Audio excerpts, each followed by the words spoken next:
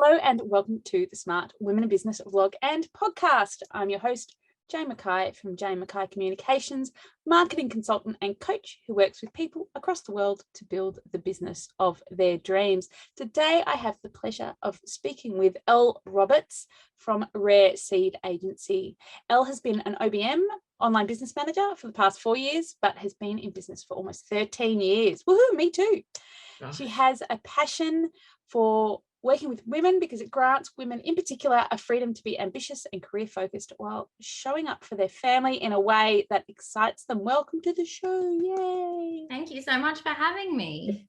We've been online friends for a really long time, but we've never had a vlog chat. So this is fun. We have, but most of the time that we've been online friends has been, crazy time in the world. And I think we were fairly new online friends when the fires were happening in Australia, and we thought that was apocalyptic. And then it was just the beginning of 2 years of apocalypses. Yeah. Which is really sad. But I'm excited that we're chatting now. Yeah. We did a bit of Clubhouse back in the day, but I just downloaded Clubhouse yesterday. I haven't been on it for 7 months, but then I was listening to someone talk about it, and you can get recordings and stuff now. So I was maybe I could go back there. It got to be a bit of a bro show for me, the old Clubhouse. Definitely. It was hard to find the women's voices on there. But anyway. And I found I was also spending 8 hours a day. I know. And you've got to participate. You've got to listen. And it was just too much of my brain power was being dedicated to Clubhouse and not enough to actually doing the work that I needed to do. But it was fun for a bit there. Good marketing tactics.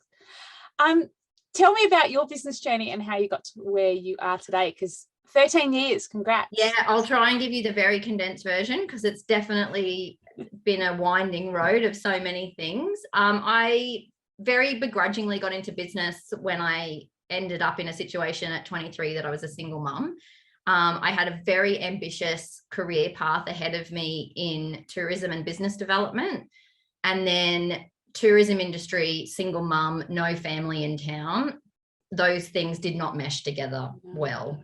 I also was pretty sure I never wanted to have children, so I was very career focused and very happy in my brief corporate life to play the man's game and to beat them at their own game sort of thing. And I was very driven. And so I tried very hard to go back to that. And I put my son into daycare when he was 3 months old. Ooh. And he went 5 days a week. I'm getting the icks just talking about it. He was 5 days a week from 8 a.m. to 5:30 p.m. at 3 months old.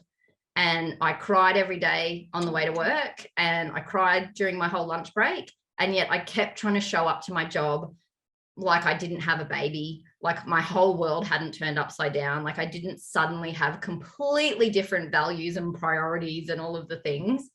I did that till he was about 8 months old. And then my boss sat me down and he's like, I don't think you're happy. And he's gorgeous. He was a gorgeous man. I'm assuming still is.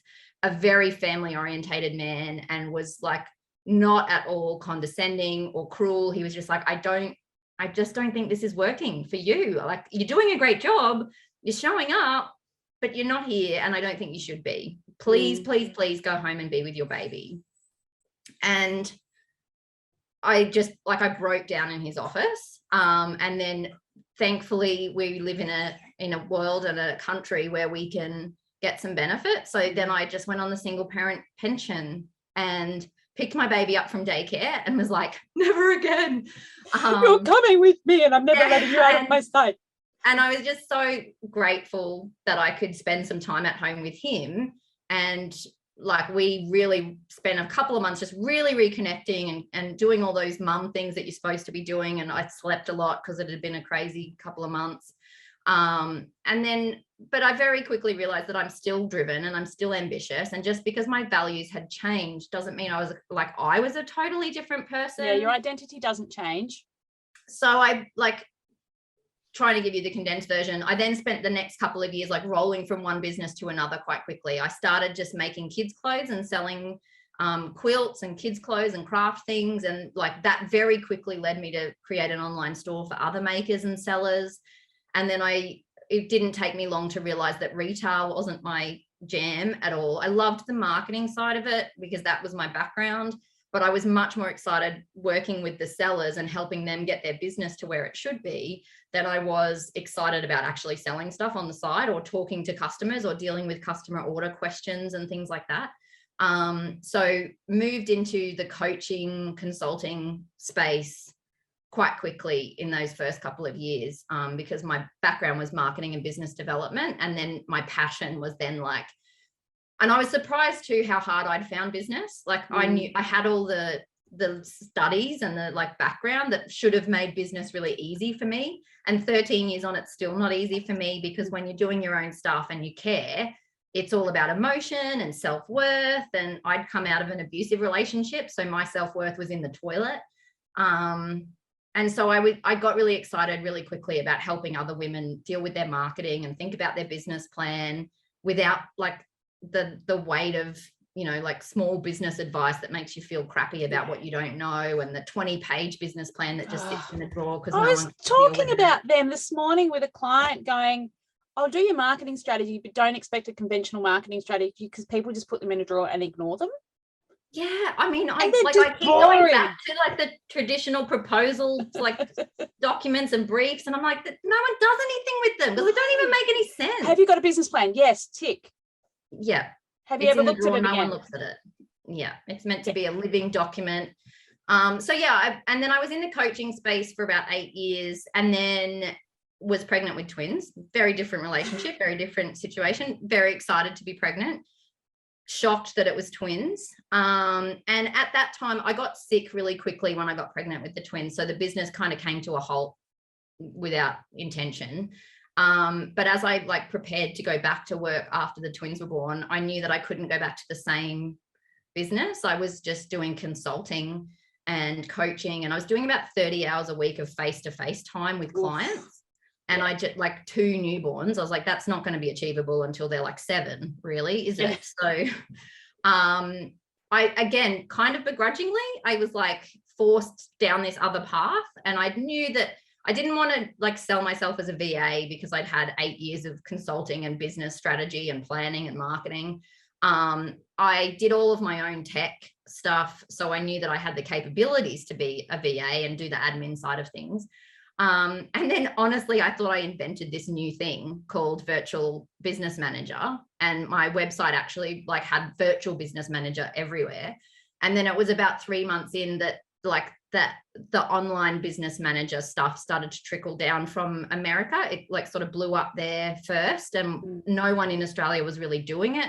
When I started, once I knew that the term was online business manager, I found a couple of people that had been doing it for a couple of years. And yeah, and I love it. I will never go back to like running a coaching business because I just love the strategy and the big picture stuff that we get to do, but we also get to get our hands dirty in our clients' businesses and get stuff happening and done for them. And so over the last 3 years, I've been able to build a team under me. Like the more implementation stuff that we need to do, the more I can offload that to other people so we can serve more clients. And so, yeah, that's where Rare Seed Agency came from and why we're building a team that's not just me. And yeah, I love it. And it's so much fun. And like we're sort of in a phase of shifting and changing now, but it's much more about like refinement rather than pivoting or doing anything different. We're just ready to really refine the services that we offer. And we know after 3 years, we know like what we're really good at and what we're not so good at. And there are other people that can do better. Yeah. And what's fun.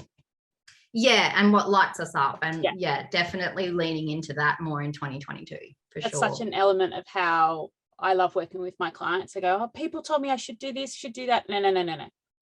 Lou should. Who do you want to work with and what's fun? And they go, oh, well, I hadn't thought about that. It's like, well, that's why you work for yourself. Yeah. Have fun. Have a good time. Absolutely. So this evolution that you've gone through, obviously the twins were a massive catalyst for that. And I remember when you were pregnant with twins, I was like, whoa. Woo. What were the signs within your business though that were the time it was time to evolve other than those big external factors? Yeah, definitely. I mean, like I said, we're in a big shifting phase at the moment. And the difference between now and like when I had the twins, like I went from coaching business to a completely different offering. But what we're doing now, like might not even feel different to anyone externally, but we're really changing how we're doing our processes and how we're doing our onboarding and like how our packages are set up. And for me, definitely the sign that it's time for another evolution or a refinement is that lack of joy, is that overwhelm, is that like, you know, like we all have parts of our business that are not exciting. There are definitely things that we have to do, and there are things that I have to do for clients that I don't love, but that enables me to do the stuff that I do love. But when you get to a point where like showing up to your job or business like feels like a job every day, and you're like, oh, that sort of drudgery feeling of, oh, I've got this, or the other thing for me is like the anxiety. I'm a pretty anxious person. And if I have too many days in a row where I'm terrified to open my inbox, or I'm like feeling the anxiety the night before about waking up the next morning, like that's when I'm like, this isn't, you know, I got in business for the freedom. I'm still in business 13 years later. I'm not interested in going back to traditional employment because I'm so grateful for the freedom and the flexibility. But I have definitely had times where I have been my most shitty boss. And I just like, they're the times where I'm like, something's got to change, because if I'm treating myself like the worst boss I've ever had, and I've had some crackers. So if I'm the worst one, like something needs to shift. Yeah, definitely. And it's that energetic thing, that energetic element that we don't place, well, traditionally we don't place a huge amount of importance on, but it's that showing up and feeling really good about showing up is such a big indicator of how my business is going. Yeah, and I work really hard and I love working hard. Like some of the rhetoric around is like, you know, build a business that means you can work a 4-day week or a 4-day work day, or like I have no interest in that. Like I love my family, but I also love being in the office for 8 hours a day. Like I don't want that. But if the work as hard as you want to work, but if the work feels heavy for too long, like that's my motto this year, is like work hard, not heavy. If it's that really like, God, I've got to do this thing too often in a row. Like I think Steve Jobs has some sort of quote around, you know, like you can wake up and not enjoy the day, but if you do that too many days in a row, like what life are you building? Yeah. And that's definitely how I feel about the business. There are always going to be days and weeks that are hard and shitty, and you know, you've got to push through. But if there's too many of those and the joy's not on the other side of that, then what's the point? Like I can go and get a job and it can be a whole lot less stressful if I'm prepared to show up for shitty work that I don't love. Yeah. I found the days and if the days are really long, feeling really long, like when I'm in my happy place, like we talk about being in flow, doing my work is my happy place. Working with my clients is my happy place. The days feel about 10 minutes long. Like, totally. I worked down a 12-hour day yesterday because I had childcare sorted yesterday. So I did a 12-hour day because I'm going to have the kids at home alone for the next week. And it if you told me it had been 25 minutes, I'd have believed you. Like it just went so quick. And that's definitely a good sign. The other thing too, like it's not just about the energy, like the money has to work. Oh yeah. Like don't have a business and like underpay yourself and treat yourself like shit that way either. Part of the big shift for us this year is that the way that we were working with clients worked for them and not for us and not for our bottom line. Yeah. And it was like, it worked on paper because we'd done all the math, but then we were hugely over delivering on the hours. So it didn't work at the end of the month, and it didn't work at the end of the quarter, and it really didn't work at the end of the year. And I love what I do and it does fill me with joy, but I also have to feed my kids. Yeah. And I'm like not going to be apologetic about building a profitable business either. So that's definitely another sign that things that need to shift, is if the money isn't flowing and the cash flow isn't working. You don't have an actual profitable business. Yeah. And again, there are times where I'm chugging all the money back into the business because we're in a growth phase. Last year we took on new team members, so I knew it would be sort of struggle street for a while, but it's like that's got to come to an end. You've got to have like a plan as to when the money's going to come back to being abundant and you can pay yourself well. And if you don't have that, then, you know, change things. Change. And don't be scared to change things, and don't be scared to put the prices up on your clients, because they value you. They'll be like, yeah, cool. And if you're helping them have a successful business, it becomes a no-brainer, because they want you in their business. They want you embedded in their business. And we walked away from a really big client at the end of last year, and that's been scary in terms of cash flow. Like, that was a hard decision to make. But, you know, like, we went to her and said, the way we're working together currently isn't working. We could change that. We could put prices up for you. We could renegotiate the package and work together differently. But I don't think that that's the right decision. I don't think that that's the right decision for your business. And she's now gone and hired in-house, which is really exciting, that working with us over the last 2 years has enabled her business to grow to a level where she can hire for that role in-house. And so I think that's the right decision for her business, but also for us. Like, I don't want to work with lots of clients, but I also don't want to work with one. Like, I don't want to do 40 hours a week for one business or one client. That's not what lights me up. So being, you know, aware of what it is that works for you on that, not even energetic level, but just motivation. Like, I just, you know, I could go and get a real job if I wanted to work for one client. And that's not what I'm interested in. So just knowing when it's time to walk away from projects as well. And, you know, it's scary, and she was a big chunk of our cash flow every month. But now I know that, like, that space is there for someone who's more right for our 2022 version of business to come into. And I'm really excited about who that could be. So yay. If anyone needs help, Elle's here. She actually has a gap for once. So how do you manage your life as an entrepreneur?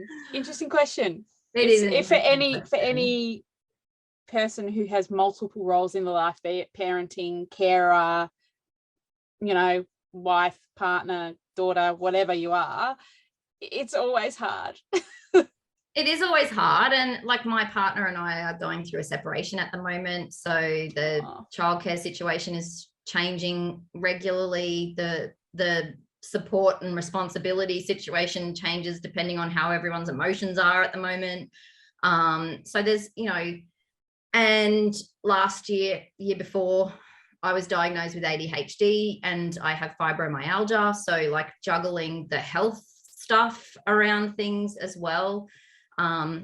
Definitely last year was like my toughest year in terms of like mental health and where I was at emotionally, and just like energy, not in an energetic sort of like just getting out of bed sort of level of energy. And so juggling all that, it is a lot, but like, my story is not unique. It's a lot for most of us. And like, we've all been dealing with like COVID and lockdowns and uncertainty around schools and hours, and, you know, and that creates tension in families. And we've got uncertainty around partners' jobs, which puts financial pressure on the business that wasn't there before. Like, there's just so many things that people are dealing with. And the biggest thing for me is stop waiting for it to be perfect, or even stop waiting for it to be better. Just find ways to make it work in the mess. And that could be as simple as like, I'm not touching anything to do with the children or anything to do with my work until after I've had a cup of coffee in the morning. Like, there's so few things that I can control about COVID and school and, you know, partner relationship breakdowns and all of that, but I can control that. I can say, no, I'm not going to open my laptop, and I'm not going to put on a load of washing until after I've sat on my favorite chair and spent 20 minutes actually enjoying my cup of coffee in the morning. So just like finding ways to make it work for you in the mess. And like, I'm a really big believer in teaching children the boundaries too. Like I love my kids, and my business is all about being able to show up for them the way that I want and being able to mother the way that I want. It took me a really long time to admit to myself that the way that I want to mother is not the way that I was mothered. My mum like still would pack my school lunch if I let her. Like, she was put on this earth to nurture and to parent and to raise children. And she does an incredible job of supporting me and raising my children. But I don't want to, that's not the kind of mother I am. I'm much more about building resilience and independence as early as possible and making myself redundant from their life as soon as physically available. And just being okay to admit that, and like not feeling shame and guilt around that. So like a big part of how we manage is that the kids know this 40 minutes is mum's. You can't talk to me. Like there's someone in the background now, and someone in the background over my side too, but he has been very much like briefed on the fact that once I stop talking to this woman on the computer, then I'm like all yours. And if you need a sandwich, no worries. If you want to turn the TV on, no worries. Before I stop talking to her, go and see Aston, because I'm not available. Like mum is not here for you in this moment. And just like finding ways to create those boundaries and decide as a family, like it's so not about like how I manage it all. It's about how we teach each other to manage it all. And sometimes what I want doesn't work. The kids are having a meltdown, or like school's been really hard this week and they're emotional, and I have to re-manage my own expectations and plans around that. But it's not like, I'm not a silo. It's not me managing business and family. It's all of us. Like, what do we need to get through this week? And, you know, I have a 12-year-old. So sometimes it's like, mate, I really need these things from you this week to help me with the twins, or to cook dinner one night, because it's going to be a flat out week. But like next week, when you want to go to the beach for 4 hours, like I'm there, I'm yours. Just juggling it. It's not I sound, your parenting style and my parenting style sound quite similar. I was never put on this earth to be a full-time mother. I adore my children, but my work is so much part of who I am. If I don't have it, I lose a very large part of me. Yeah. And my enjoyment of life. And also, mate, you can make yourself a sandwich. Yeah. You don't need to ask me anymore. You're 7. You're fine. You can make scrambled eggs if you want to. Like, that was a life skill they learned in lockdown. And some days it's okay to just pack everything up. Sorry, baby, if you can. It's fine. It'll be fine. If a friend of mine just had an unexpected newborn later in life, and I said, you know what? If they're warm, fed, watered and loved, some days it's all you can achieve. Yeah. And if that's all you achieve, and the end of the day your kids give you a cuddle and tell you that they love them, that they love you, it's fine. It's done. My motto or mantra as a parent is something that my dad showed me when I was pregnant with Aston at 23, very unexpectedly, very like panicked about how my whole life was now going to be young. And like it referred to father, but I've just changed it to mother. And it said, my mother didn't tell me how to live. She lived and let me watch.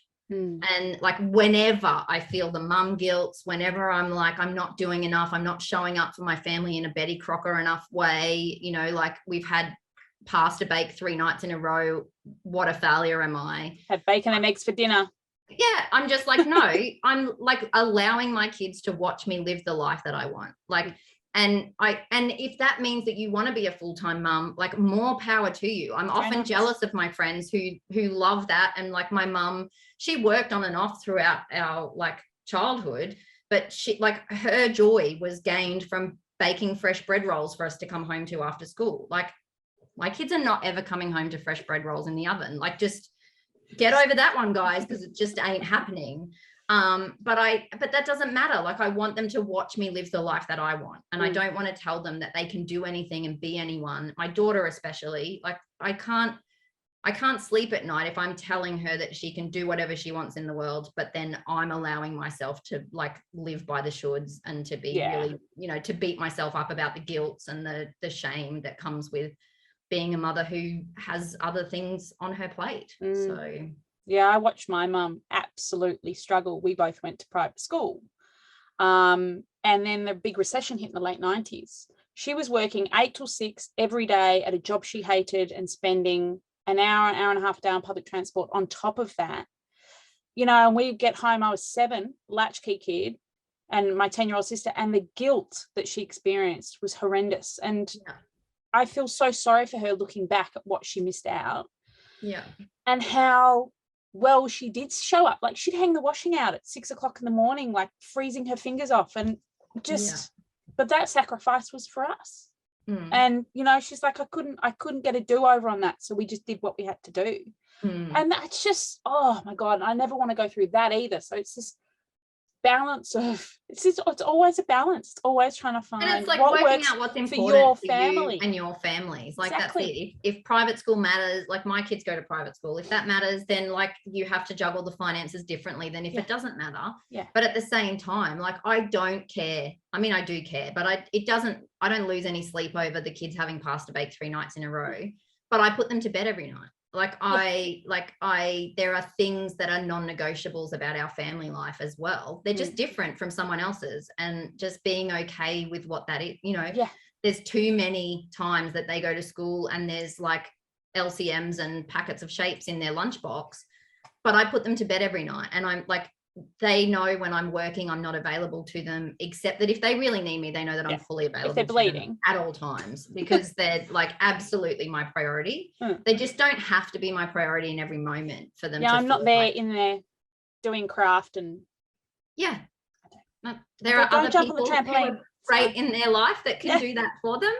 But like emotional support, like if they just need a cuddle, like they know that mum's here, and like just finding the values that matter to your family and making your business and home life like work. I did a mentoring program a couple of years ago, and the one thing that I took away from it was the woman the woman that was leading it just kept saying, like, don't tell people your values or priorities, like show them your values and priorities by how you actually take action. Like your actions are your values. Stop pretending that it's anything different. If your actions and your values aren't aligned, then they're not really your values. So like start showing up in a way that prioritizes like how you want to be in the world and what's really important to you. And like you said, like my work is really important to me, and having that ambition and that drive and something creative and a little bit scary and a bit risky and all of those things, like that makes me who I am. And to deny that would make me a really bad mum. 100%. So yeah. It's like what they say, different strokes for different folks. You do you, as long as you're happy and not hurting anyone. That's what I always say to the kids. As long as you're happy and not hurting anyone, go nuts, or making a mess with your craft. That I have to clean up. You can cook, babes, but I'm not cleaning it up. What does a great day in the office look like for you?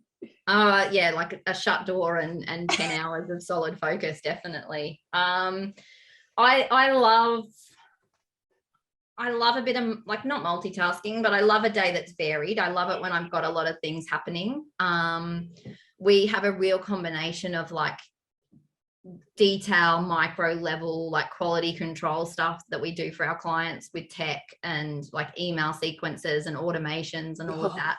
And I love getting into all of that, but then I also really enjoy zooming out at the big picture and the more creative side of things. I'm definitely like left and right brained, and being able to have a combination of those sorts of activities in my day. Like I said yesterday, I had 10 or 11 hours in the office, and it just went like that because it was a real blend of the really focused, like, you know, like you've got to lean over to your computer like this sort of work, and like you check the link 73 times to make sure it's the right link because it's going out to 40,000 people, and but also like writing copy for social media and doing some graphic stuff and helping clients with their website so that there's a better flow. So and the other thing too is definitely big focus for 2022 is actually spending time on my own business and supporting my team more and spending more time on our social media, our email marketing, actually treating Rare Seed Agency like our most important client.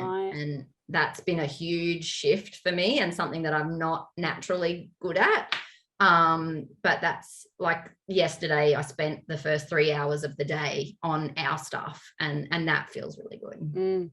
Wow. I would love to do that. I have been a bit not in my business at the moment, but that's okay. 2021 was like not in my business at all. So it's a new thing that I'm trying. I'm going on holiday next week. So I'm like, everything's on hold until Feb. Yeah, that's fair. Yeah. I reckon that it's also having that time out of your business, especially when you're on holiday, like frees up your creative space. So your brain then goes, okay, let's do this. And you're like, whoa, what's happening here? Like, yeah.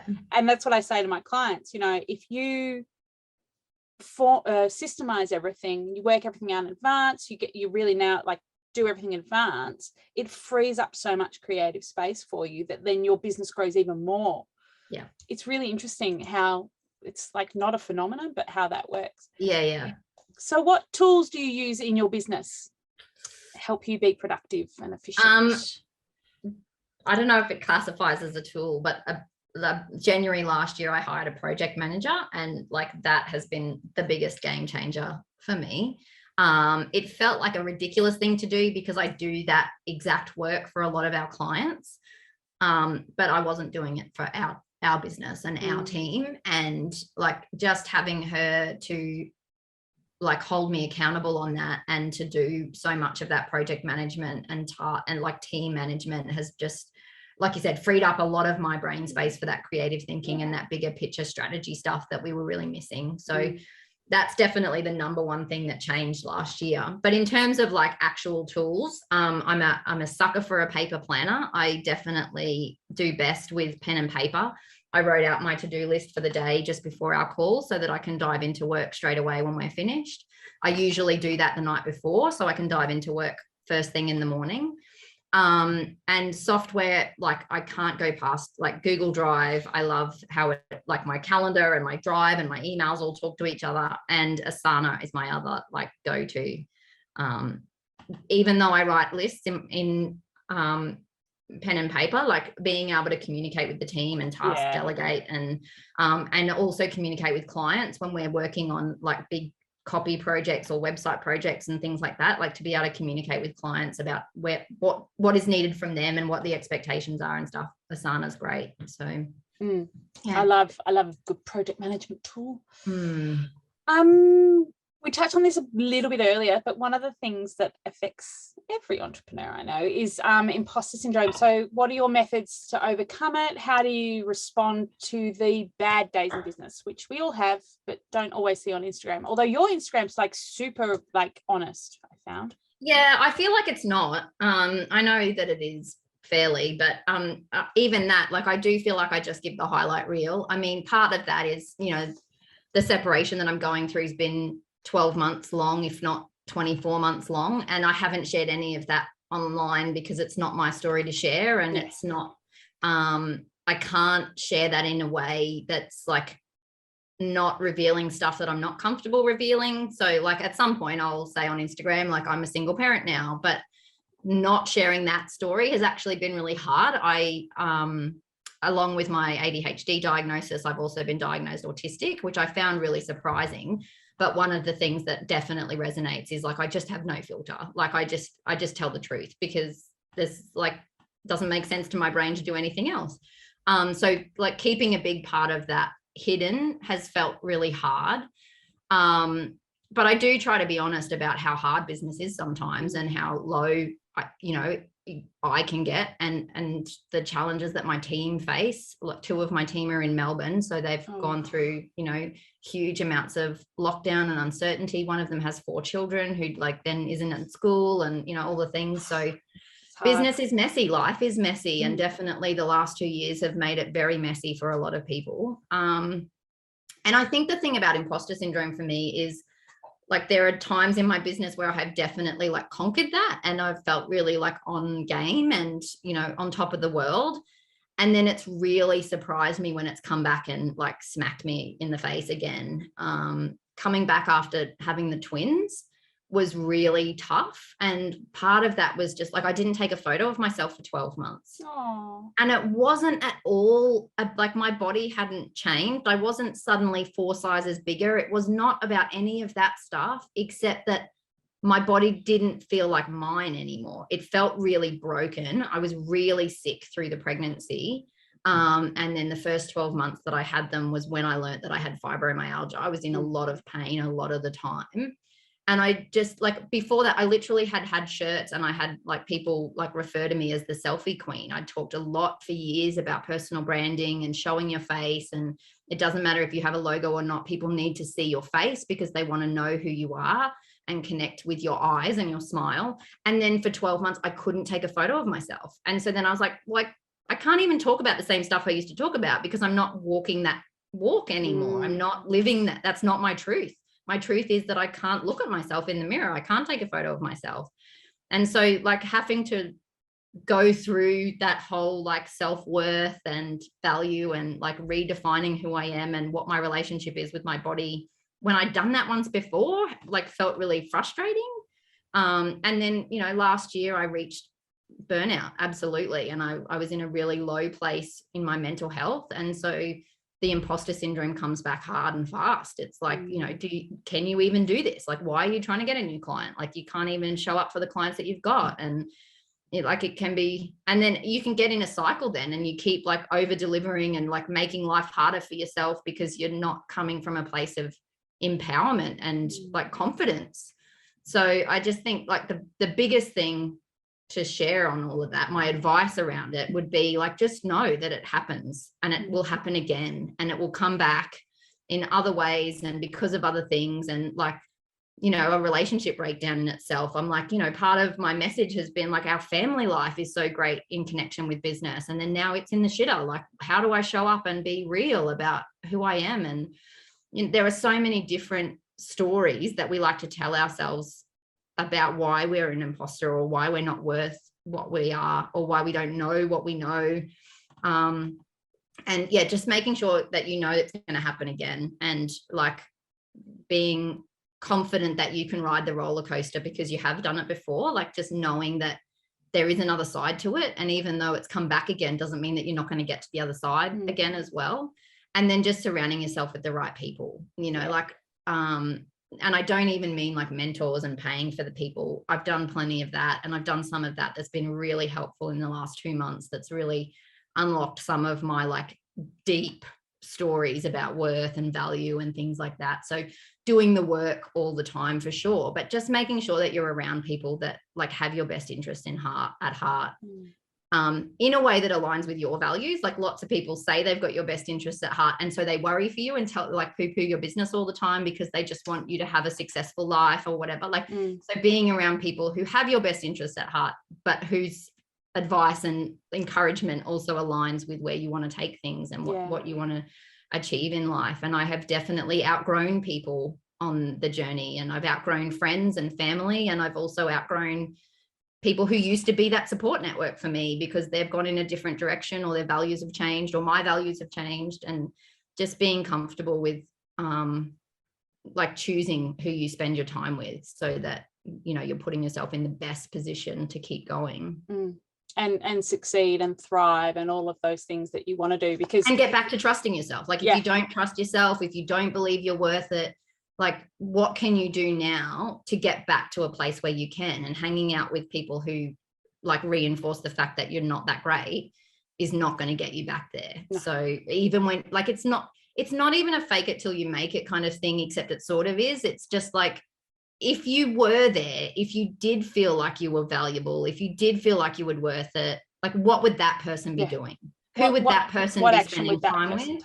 And some of the times, like, and I'm so not a clothes person or an appearance person. Like you can see, I haven't brushed my hair for this video interview that we're doing. Dry shampoo, mate. Dry shampoo. But at the same time, like if I like wear shitty house clothes that feel like crap every day, like I'm reinforcing the thought that I'm a little bit crap. And like, so just taking a minute to like, how do I want to show up? And that's in a like bright yellow shirt, and I want to feel good, and I want to have like plants in my office, and I want to like not going out and spending a ton of money or anything, but just like if you were feeling good, if you were on the other side of feeling shit, how would you show up? And what can you do to show up like that now, even though you don't feel great? Even if it's buying yourself a nice notebook and a pen and going, I'm a proper businesswoman now. Yeah. You know, it's these little tiny things that we can do for ourselves. Just go, you know what? You are worth it. And sometimes it's working all day in your pajamas. Like it's not necessarily like putting on the nice clothes. Like yesterday, I worked all day in my pajamas because it like felt really expansive and exciting that I'm like nailing these like multi-thousand, hundreds of $1,000 launches, and I'm doing it in my pajamas. Like that made me feel like a rock star. So like whatever it is that makes you feel good, like do more of that. And don't do it because you think you should. Yeah. Do it because it feels good. Yeah. I love it. Follow the joy. Yeah, follow the joy. I like that. How do you maintain your sense of community? We talk about the people we surround ourselves with. It's a tough one the last couple of years, and not just because we all spend less time socializing, but because I've had to really look at that.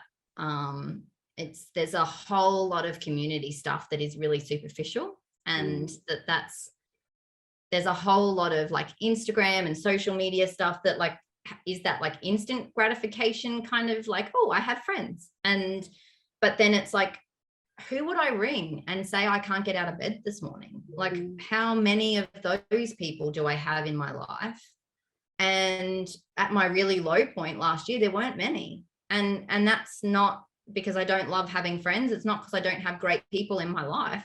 It's because I hadn't been fostering any relationships on that deeper level. I'd been really superficial with everyone pretty much since I'd had the twins. Like partly when you have twins, it's really hard to leave the house. And so I hadn't for a while. I've just been sitting here for 5 years. But, you know, like even my brothers, for example, like we just sort of like stopped connecting, and I got busy with the business, and, you know, it's really easy to forget to like prioritize those relationships. So, you know, I'm definitely this year, a personal focus of mine is to rebuild community around me. And I'm grateful that I've got some amazing friends that like have come back to that sort of level of connection really quickly, because we were really good friends. And again, like I said about living your values, like just prioritizing it, you know, and being more selective. Like there are lots of people on Instagram like yourself and Elle and so many, like I could list hundreds that I consider friends. They're not acquaintances. But like I wouldn't ring your mobile and say, I can't get out of bed this morning. So like making sure that you've got the different layers of community, like who is it that you're connected with and that you care about? And if it's someone who's on Instagram, but you haven't built that relationship, then lean into it more and communicate more. And there's definitely a couple of women that I message like a lot because we've connected over the whole ADHD entrepreneur thing, and we share some really vulnerable stuff with each other. And I'm so grateful for that connection and that community that I've built there. So just like leaning in. If you did call me and say you couldn't get out of bed though, I'm here for it. Yeah, I know. And I know that there are lots of, and I think that's the other thing is like, even for me, like there's this inner circle of people who I'm like really concentrating on fostering the relationship with. And then the next layer is people like yourself. And I'm being selective about who that is. And I'm not just like connected to a whole bunch of business women on Instagram for the sake of it. But I know that most of the people in that circle, even though that's not the relationship we have, I could absolutely ring them and say that. And likewise, they could ring me because they're the sorts of people that would show up for that anyway. Exactly. And it's amazing how you can find those relationships online. Like some of the best friends I have in the world I've never met. Yeah, absolutely. Which is amazing. I love it. I love the internet. It's anyway. And I think too, like, again, like not just being there or connecting with people because you think you should. Like there are people that are in other people's circle that they feel that way about that I don't. And I just like, I don't get the same vibe. And so just like, I don't need that person in my space, in my just community. like you do in your life. Yeah. And just being okay with that. And it's like, it's not about, you know, like the school group cliques or anything. Like you get to be selective, you get to choose, and just like fostering and building a community that serves you and that feels good is. Yeah. Friendships are meant to feel good. Yeah. Even when you're 41. So what's your why? What keeps you motivated? It's I mean, it always comes back to like I just want to live a full life. Like it's not even really about a legacy, though. Like it would be cool to leave a legacy or whatever. Like I just we only get one chance at this. And I just I want to wring everything out of it that I possibly can. And for me, that's definitely about holidays and experiences and loving on my kids and going for swims in the afternoon.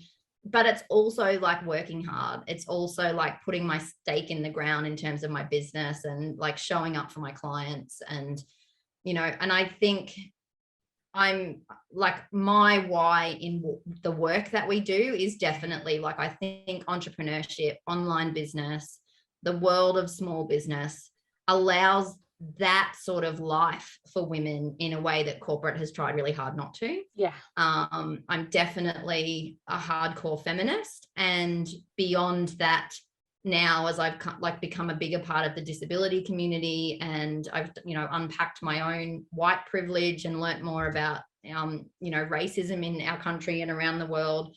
It's not just women. I think it's business and entrepreneurship is such a powerful tool for any marginalized group to say a big F you to the systems of oppression and the systems that are keeping them down. And it doesn't mean that those things suddenly don't exist. Business is much harder for Black women than it is for white women. Oh yeah. Business is much harder for disabled women than it is for able-bodied women. Honestly, I think business is much harder for fat women than it is for thin women, because we live in a really shit society. Having said that, I think business is potentially less hard for disabled women than trying to succeed in the corporate space. So I do think that it's a powerful tool for marginalized groups to fight back and to claim their worth and their stake in the world. And I'm here for it. And if I can do anything to support any of those groups in showing up for business and making money and,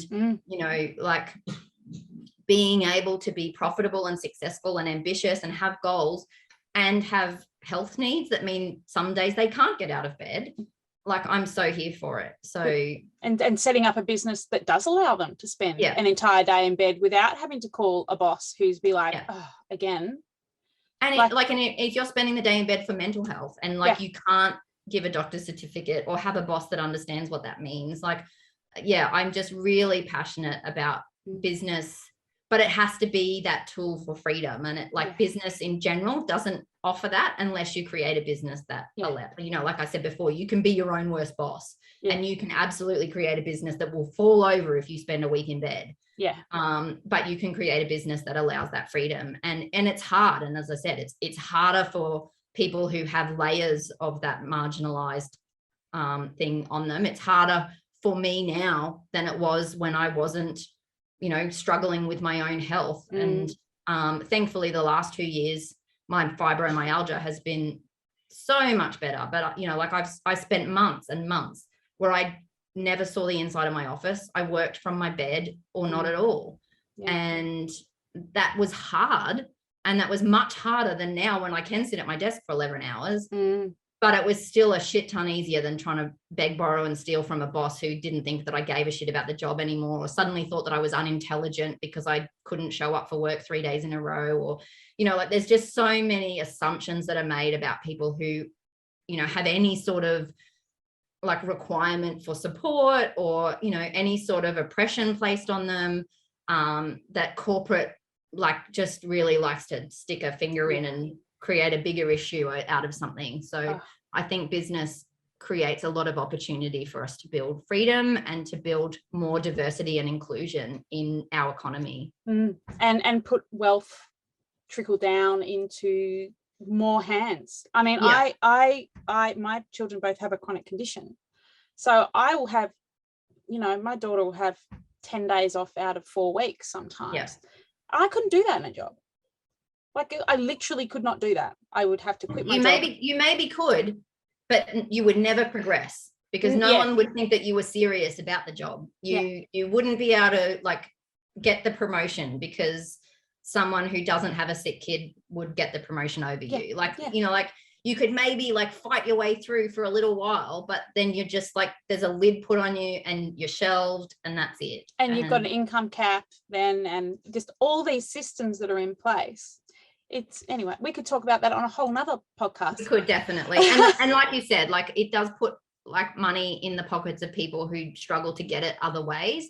And, you know, we said at the beginning that profit is okay, like, but money brings power. And like real wealth and real money bring change and power. And if there's more money in the pockets of people who have disability, if there's more money in the pockets of Black women, then the decisions that are made on a like organizational, social, government policy level will start to change, because there'll be different people in those places. The influences will change. Yeah.